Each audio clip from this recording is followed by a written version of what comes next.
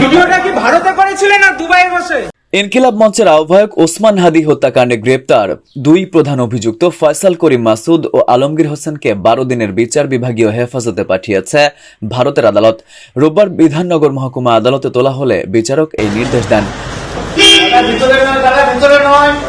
এর আগে তাদের বিরুদ্ধে ফরেনার্স আইনে মামলা থাকলেও এবার যুক্ত হয়েছে কঠোর সন্ত্রাস বিরোধী আইন, আনলফুল অ্যাক্টিভিটিস প্রিভেনশন আইন বা ইউএপিএ।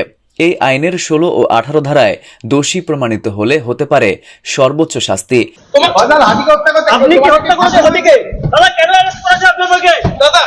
আদালতে তোলার সময় অভিযুক্ত ফয়সাল দাবি করেন, আমি এই ঘটনার সঙ্গে জড়িত নই, ঘটনাস্থলেও ছিলাম না।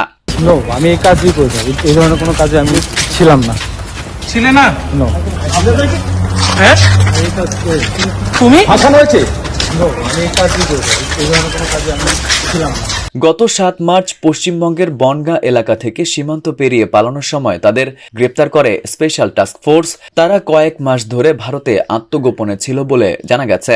জামাত বিএনপির একটা চাল হতে পারে। জামাতের কে? এটা তো আমি জানি না, অ্যাকচুয়ালি আমি জানি যে হাদি হাদি করছেন, বাংলাদেশের মানুষ হাদি করতেছে। হাদি তো অ্যাকচুয়ালি একটা জামাতের পরে, ওটা একটা জঙ্গি। News desk, M1 TV, new York. আমাকে গুলি করতে দেখা যায় না। তুমি চলে এসছো কেন ভারতে তাহলে? গুলিটা কে করলো ভাই? গুলিটা কে করলো?